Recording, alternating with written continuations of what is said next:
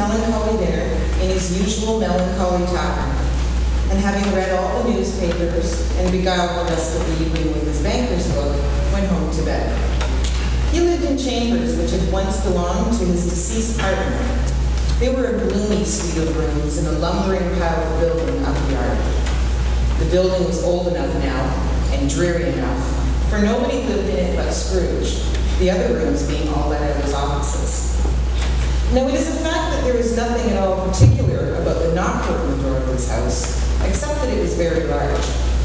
Also, that Scrooge had seen it night and morning during his whole residence in that place. Also, that Scrooge had as little as what could be called fancy about him as any man in the city of London. And yet Scrooge, having his lock and key of the door, saw in the knocker Marley's face. Marley's face, with a dismal light about it, like a bad lobster in a dark cellar. It was not angry or ferocious, but it looked at Scrooge as Marley used to look, with ghostly spectacles turned up upon its ghostly forehead. And as Scrooge looked fixedly at this phenomenon, it was a knocker again. He said, "Pooh-pooh," and closed the door with a bang. The sound resounded through the house like thunder. Every room above and every cask in the wine merchant's cellar below appeared to have a separate peal of echoes of its own. Scrooge was not a man to be frightened by echoes. He fastened the door and walked across the hall and up the stairs, slowly too, trimming his candle as he went. Up Scrooge went, not caring a button for it being dark. Darkness is cheap, and Scrooge liked that.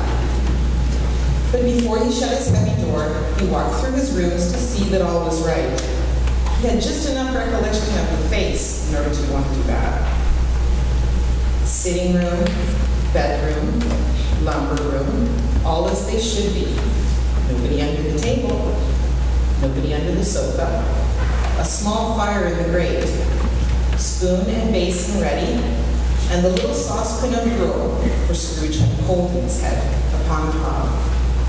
Nobody under the bed, nobody in the closet, nobody in his dressing gown, which was hanging up in a suspicious attitude against the wall. Quite satisfied, he closed his door and locked himself in. Double locked himself in, which was not his custom. And thus secured against surprise, he took off his cravat, put on his dressing gown and slippers and his nightcap, and sat down before the little fire to take his gruel. As he threw his head back in the chair, his glance happened to rest upon a bell, a disused bell that hung in the room and communicated for some purpose now forgotten with the chamber in the highest story of the building. It was with great astonishment and with a strange, inexplicable dread that as he looked, he saw this bell begin to swing. Soon it rang out loudly, and so did every bell in the house. This was succeeded by a clanking noise deep down below, as if some person were dragging a heavy chain over the casks in the wine merchant's cellar. And he heard the noise much louder, on the floors below, then coming up the stairs, then coming straight towards his door. It came on through the heavy door, and a specter passed into the room before his eyes. Upon its coming in, the dying flame leaped up as though it cried, "I know him, Marley's ghost." The very face, the very same. Marley in his pigtail, usual waistcoat, tights, and boots. The body was transparent, so that Scrooge, observing him and looking through his waistcoat, could see the two buttons on his coat behind. Scrooge had often heard it said that Marley had no bowels, but he never believed it until now. No, nor did he believe it even now, though he looked the phantom through and through and saw it standing before him, though he felt the chilling influence of its death-cold eyes and noticed the very texture of the kerchief bound around its head and chin. He was still incredulous. "How now," said Scrooge, caustic and cold as ever. "What do you want with me?" "Much." Marley's voice, no doubt about it. "Who are you?" "Ask me who I was." "Well, who were you then?" "In life, I was your partner, Jacob Marley." Can you sit down?" "I can." "Do it then." Scrooge asked the question because transparent might find himself in a position to take a chair. But the ghost sat down on the opposite side of the fireplace, as if he were quite used to it. You don't believe in me. I don't. What evidence would you have of my reality beyond that of your senses? I don't know. Why do you doubt your senses? Because a little thing affects them. A slight disorder of the stomach makes them choose. You may be an undigested bit of beef, a blot of mustard, a crumb of cheese, a fragment of underdone potato. There's more gravy than the grave about you, whatever you are. Scrooge was not much in the habit of cracking jokes, nor did he feel in his heart by any means waggish then. The truth is that he tried to be smart as a means of distracting his own attention and keeping down his horror. But how much greater was his horror when the phantom, taking off her bandage round its head as if it were too warm to wear indoors, its lower jaw dropped down upon its breast. Mercy, dreadful apparition, why do you trouble me? Why do spirits walk the earth, and why do they come to me?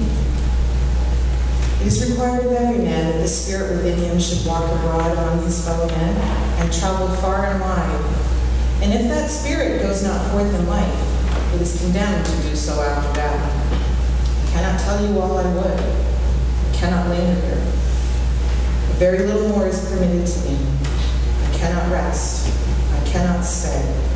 My spirit never walked beyond our counting house. Mark that in life, my spirit never roved beyond the narrow limits of our money-changing hole, and weary journeys lie before me. 7 years dead and traveling all the time. Do you travel fast? On the wings of the wind.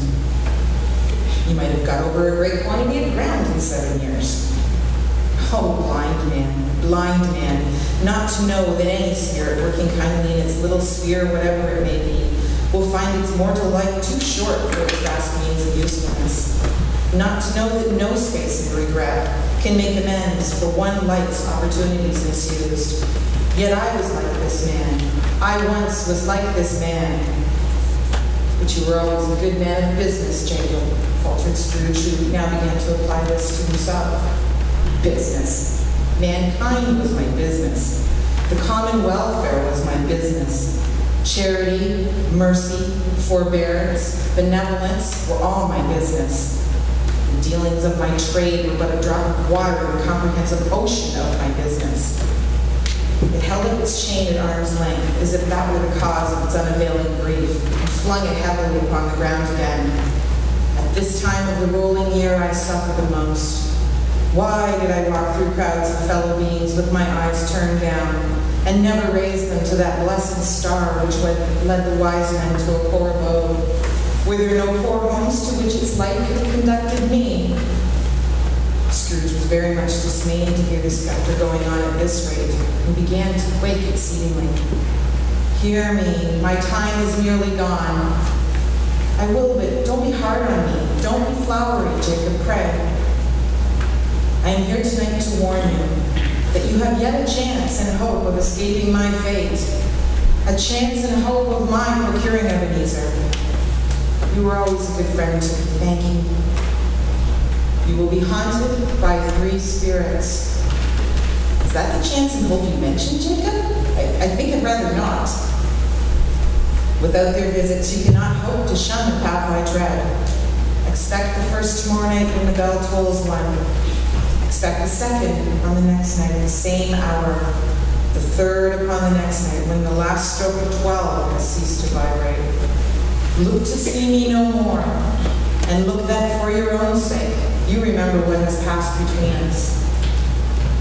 It walked backward from him. At every step it took, the window raised itself a little, so that when the apparition reached it, it was wide open, and it floated out through the self-opened window into the bleak, dark night. Scrooge closed the window and examined the door by which the ghost had entered. It was double locked, as he had locked it with his own hands, and the bolts were undisturbed. Scrooge tried to say humbug, but stopped at the first syllable. And being, from the emotion he had undergone, or the fatigues of the day, or his glimpse of the invisible world, or the dull conversation of the ghost, or the lateness of the hour, Much in need of repose, he went straight to bed without undressing and fell asleep on the instant.